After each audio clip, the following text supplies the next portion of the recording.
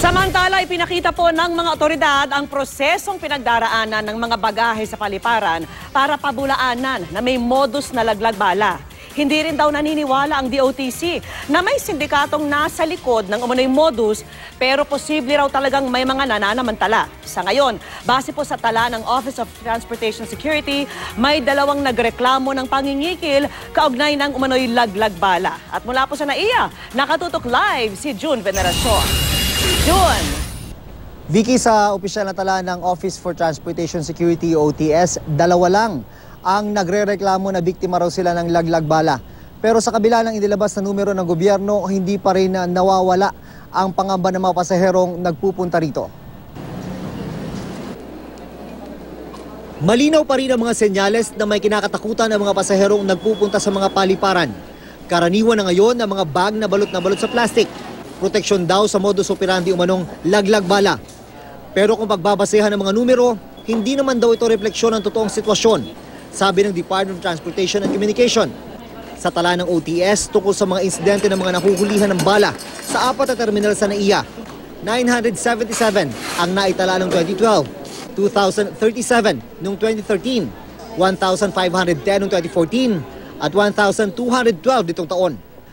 Kung kukwentahin ang bilang ng mga nahuli noong 2014 na 1,510, lumalabas na 0.004% lang ito niyang annual passenger average sa NAIA complex na 34.2 million. It appears that cases have been blown out of proportion. Mas alarming siguro kung ang incidents namin ay 0, 2, 5, kung milyong-milyong tao ang bumabiyahe sa airport natin. Hindi rin isinasantabi ng DOTC na posibleng may kinalaman sa politika ang laglag bala dahil nalalapit na rin ang eleksyon at ang tinatamaan nito ay ang gobyerno. Malapit ang eleksyon, so it's within the realm of possibilities. Pero hindi raw ibig sabihin na binabaliwala nila ang reklamo at takot na nilikha nito.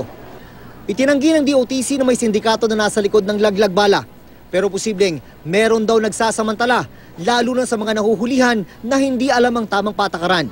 Natitiyak daw nila walang nagreklamo na biktima sila ng laglag bala mula 2012 hanggang unang bahagi ng 2015. Nagsimula lang daw may magreklamo tungkol sa laglag bala nitong Setyembre. Sa opisyal na tala ng OTS, 2 raw ang nagsasabing biktima sila. Kailangan lang po talaga yung cooperation ng lahat.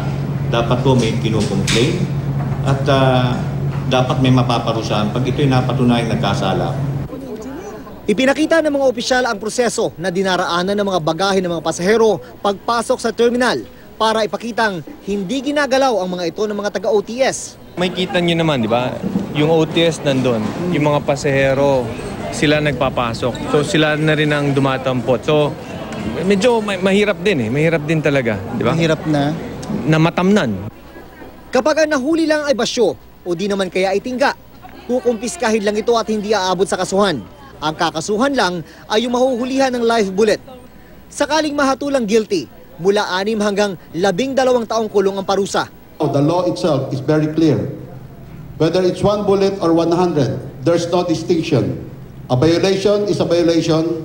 Our law enforcers will commit malfeasance if they choose to ignore the law.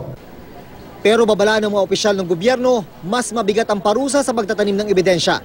Hanggang 40 taong pagkakabilanggo ang kakaharapin ng isang taga-gobyerno kapag napatunayang nagkasala. Vicky, kung meron pa diyang ibang biktima ng laglag bala, umaapila sa inyo ang DOTC na magsampa ng formal na reklamo. Mahirap na daw kung mauwi na lang ito sa puro akusasyon. Vicky. Alright, maraming salamat sa iyo, June Veneracion.